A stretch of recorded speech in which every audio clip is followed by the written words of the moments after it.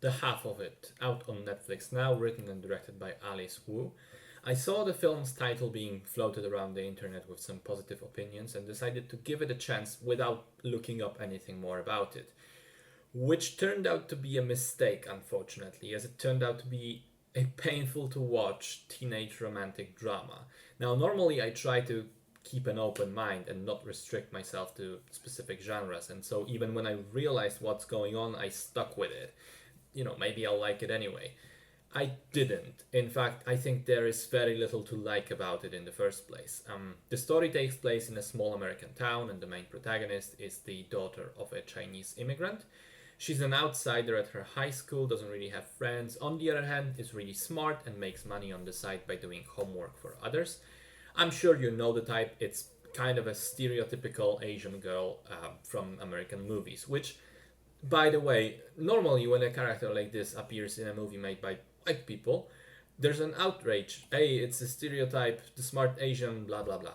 And then an Asian filmmaker gets a chance to do a film, and she does exactly the same thing. So, is it that wrong? Maybe there is something to it. I don't know. Anyway, the girl named Ellie gets asked one day by a typical high school jock, again, a rather stereotypical character, named Paul, to write a love letter for him, from him, to another girl named Aster. Ellie agrees, not revealing that she, in fact, is attracted to Aster as well.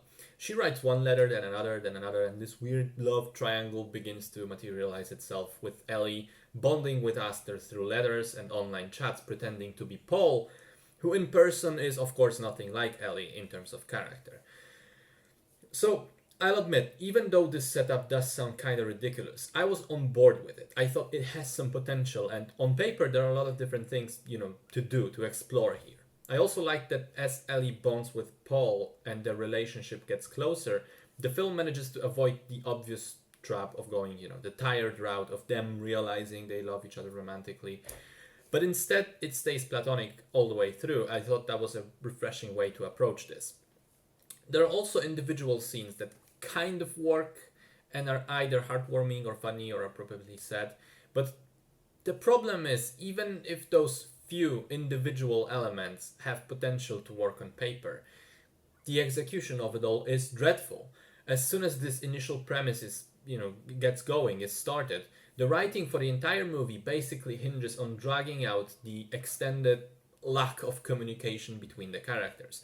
The whole plot relies on misunderstandings and people not saying what they want straight up, which, okay, does happen in real life, but not to this extent. And this type of writing in storytelling in general is the laziest thing you can possibly do ever.